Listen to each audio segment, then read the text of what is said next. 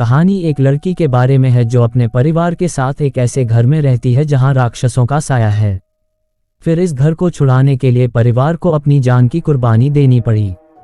आइए सुनते हैं क्या थी कहानी। 2 कमरे, रसोई और आसपास के शौचालय वाला यह अपार्टमेंट शायद कुछ साल पहले बनाया गया था। हमारा परिवार भी इस अपार्टमेंट की तरह छोटा था। मैं, मेरी छोटी बहन और माँ पापा, हम सब बहुत अच्छा और सुखी जीवन जी रहे थे। अब्बा जी ने हम बहनों को कभी किसी चीज़ की कमी नहीं होने दी। मैंने उस समय अपनी स्नातक की पढ़ाई पूरी कर ली थी जबकि मेरी छोटी बहन अभी प्रथम वर्ष में थी। खैर, हम सब अब्बा जी के साथ इस अपार्टमेंट में शिफ्ट हो गए।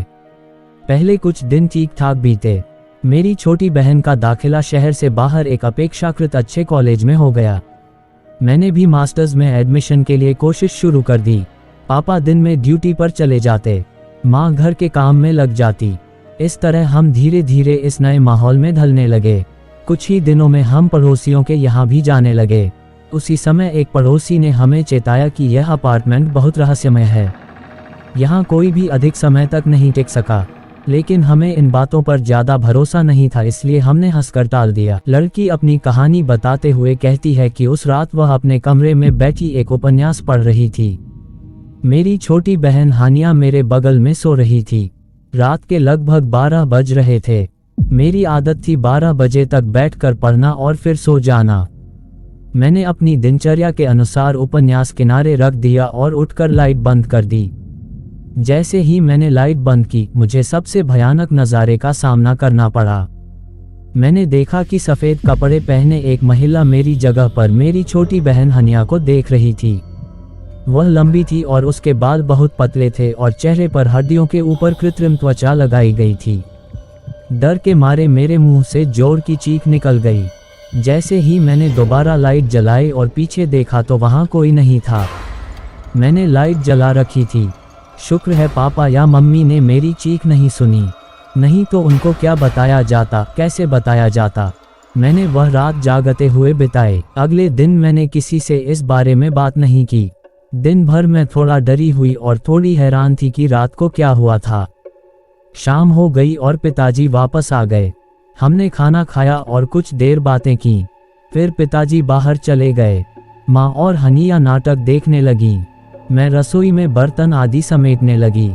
काम पूरा करने के बाद मैं हाथ धोकर जैसे ही मुड़ी, मेरी सांसें रुक गईं। वहीं रसोई के दरवाजे पर एक औरत खड़ी थी। पहले की तरह उसने एक लंबा सा गाउननुमा सफ़ेद कपड़ा पहन रखा था। उसके चेहरे पर मौत के अलावा कोई भाव नहीं था। वह मुझे अपनी डरावनी निगाहों से घूर रही थी। ककक, कौन है? आप, मैं चिल्लाई। क्या हुआ आयशा? शायद इस बार माँ तक मेरी आवाज़ पहुँच गई थी। जैसे ही माँ ने आवाज़ लगाई, वह औरत पहले की तरह गायब हो गई। मैंने थोड़ी देर अपने डर पर काबू पाया और फिर कहा, कुछ नहीं माँ, चूहा था, चूहा। उधर से मम्मी और हनिया के संयुक्त ठहाकों की आवाज़ आई, लेकिन मेरी निगाह उन ठहाकों पर नहीं बल्कि उस तीसरी आवाज़ पर थी जो मम्मी के ठहाकों के साथ गूंज रही थी, जैसे कोई जोर जोर से रो रहा हो। मैं तुरंत मम्मी और हनिया की तरफ दौड़ी।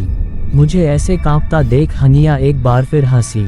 आप ही इतनी बड़ी होकर इतने छोटे चूहे से डर गई हो? मैंने उसे खाने वाली नज़रों से देखा और मम्मी के साथ दबकर बैठ गई। उन्होंने प्यार से मेरे गाल थपथपाया और फिर नाटक में व्यस्त हो गईं। मेरा दिल जोर जोर से धड़क रहा था। मैं पूरी रात जागती रही, लेकिन कुछ नहीं हुआ। सुबह हुई और सब अपनी दिनचर्या में लग गए। शाम तक मैं इस उधेड़बुन में रही कि माँ को बताऊं या ना बताऊं। उस रात अब्बा जी की नाइट ड्यूटी थी। खाना खाने के बाद हानिया ने टीवी देखा और अम्मा के साथ वहीं सो गई। जब पापा ड्यूटी पर होते थे तो हानिया भी ऐसा ही करती थी। इसका मतलब था कि मुझे उस रात अकेले सोना था। जीवन में पहली बार मुझे अकेले सोने से इतना डर लग रहा था। मैंने रोज की तरह रात 12 बजे तक उपन्यास पढ़ा, लेकिन मेरा मन बिखरा हुआ था। मुझे डर था कि कुछ होगा, लेकिन कुछ नहीं हुआ। मैंने डर के मारे लाइट बंद कर दी और तुरंत चादर अपने ऊपर ले ली, मानो किसी खतरे की स्थिति में वही चादर ही मेरा एकमात्र सहारा हो। विभिन्न श्लोकों का पाठ करते करते मुझे नींद आ गई। पता नहीं क्या समय था जब पायल की आवाज़ से मेरी आंख खुली। मुझे ऐसा लगा जैसे कोई पायल पहने हुए मेरे बिस्तर के आसपास घूम रहा हो। धीरे धीरे पायल की आवाज़ तेज होने लगी, फिर उसके साथ ही भयानक हंसी की आवाज़ भी मेरे कानों में गूंजने लगी। मैंने चादर कसकर अपने ऊपर खींच ली। मुझे डर के मारे पसीना आने लगा। मेरा दिल चिल्लाना चाहता था, लेकिन डर के मारे मेरी आवाज़ बंद हो गई। ये मामला कई मिनट तक चलता रहा, फिर अचानक चीखने, चिल्लाने और हंसने की आवाज़ बंद हो गई। कुछ देर तक एक गगनभेदी सन्नाटा छा गया। फिर मुझे लगा कि मेरे पैरों की तरफ से कोई बिस्तर पर बैठा है। मैंने तुरंत अपने पैर मोड़ लिए। अब एक लड़की के रोने की आवाज़ आने लगी। पहले तो सिर्फ सिसकियाँ थीं, लेकिन धीरे धीरे वो सिसकियाँ नियमित रोने की आवाज़ में बदल गईं। जैसे कोई बहुत दुखी हो। रोने की आवाज़ अब चीख में बदल गई, जैसे रोने वाले का कोई मर गया हो। डर से मेरी सांस फूलने लगी। मैं आयत अल कुर्सी पढ़ना चाहती थी, लेकिन मुझे वो याद ही नहीं आ रही थी। मैंने उस भयानक आवाज़ से बचने के लिए अपने कानों में उंगलियां डाल दीं, लेकिन वह आवाज़ लगातार मेरी सुनवाई को खरोंच रही थी। जब काफ़ी समय तक ये सिलसिला नहीं रुका तो मैंने अपनी जगह से उठने का फैसला किया। मेरे लिए ऐसा करना शायद असंभव था, लेकिन तभी मुझे मेरे पिताजी की बात याद आ गई। मेरी आयशा तो बहुत ही बहादुर है। मेरे पिताजी ऐसा तब कहते थे जब मैं किसी मुश्किल में होती थी।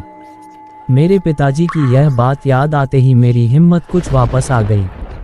मैंने तुरंत अपने बिस्तर से कूद पड़ी और दौड़ते हुए बोर्ड की ओर बढ़ी। मैंने लाइट का स्विच ऑन किया और जैसे ही मुड़ी, वहाँ कोई नहीं था। डर से मेरी टांगें और हाथ कांप रहे थे। मैं वहीं से उल्टे कदमों मुड़ी और गिरते पड़ते अपनी माँ के कमरे में पहुँची। मैंने पागलों की तरह कमरे का दरवाज़ा बजाना शुरू कर दिया। थोड़ी ही देर में मेरी माँ और हनीजा हैरान परेशान दरवाजे पर मौजूद थीं। क्या हुआ है आयशा? मेरी जान क्यों इतनी घबराई हुई है?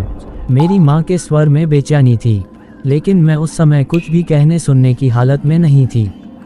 हनीजा ने मुझे कंधों से पकड़कर बिस्तर पर ले गई। अप्पी, तुम यहाँ बैठो, मैं पानी लाती हूँ, उसने नम्रता से कहा। मैं बस नीचे मुंह किए हुए हिचकती और कांपती जा रही थी। मेरी माँ ने मेरा सिर पकड़ा और अपनी गोद में रख लिया। मेरी बेटी को क्या हुआ? क्या उसने कोई डरावना सपना देखा है? मेरी माँ की गोद में आकर मुझे कुछ हिम्मत मिल गई। तभी हनीना पानी लेकर आ गई। पानी पीकर मुझे कुछ होश आ गया। अब बताओ क्या हुआ है? मेरी बहादुर बेटी इतनी क्यों डरी हुई है? मेरी माँ ने मेरे सिर पर अपना नर्म हाथ फेरा। मैंने एक नज़र अपनी माँ और दूसरी हनीना पर डाली। फिर मैंने उन्हें सारी घटनाएं शब्दशः बता दी। मेरी बात सुनकर मेरी माँ के चेहरे पर चिंता के भाव उभर आए। हनीना ने डरे हुए मुझे देखा, जैसे वह कुछ कहना चाहती हो। फिर कुछ पल सोचने के बाद बोली, कल आधी रात को मेरी आंख प्यास के कारण खुली। मैं पानी लेने के लिए रसोई में गई। वहाँ मैंने कुर्सी पर अपनी बड़ी बहन को बैठा देखा। वह बहुत गुस्से में मुझे घूर रही थी। जब मैंने पूछा कि क्या हुआ तो वह अचानक कुर्सी से उठी और मेरे सामने आ गई। मैं काफ़ी डर गई। मेरी बड़ी बहन की आंखें लाल हो रही थीं। उन्होंने मुझे जोर से कंधों से पकड़ लिया और कहा कि हम तुम्हें लेने आए हैं। उस समय मुझे यकीन था कि यह मेरी बड़ी बहन की आवाज़ नहीं हो सकती। इतना कहते ही मेरी बड़ी बहन तुरंत रसोई से बाहर निकल गई। जब मैं भागकर वापस कमरे में पहुंची तो मेरी बड़ी बहन शांति से वहां सोई हुई थी। मैं ये सोचकर चुप हो गई कि शायद मेरी बड़ी बहन नींद में चल रही थी। हनिया ने इतना कहा कि मैं और मेरी माँ उसे आश्चर्य से देखने लगी, क्योंकि मैंने तो जीवन में कभी नींद में नहीं चली थी। फिर माँ ने हम दोनों को तसल्ली देते हुए कहा, अच्छा तुम दोनों मत डरो, मैं सुबह जैसे ही तुम्हारे पिताजी आते हैं उनसे बात करती हूँ।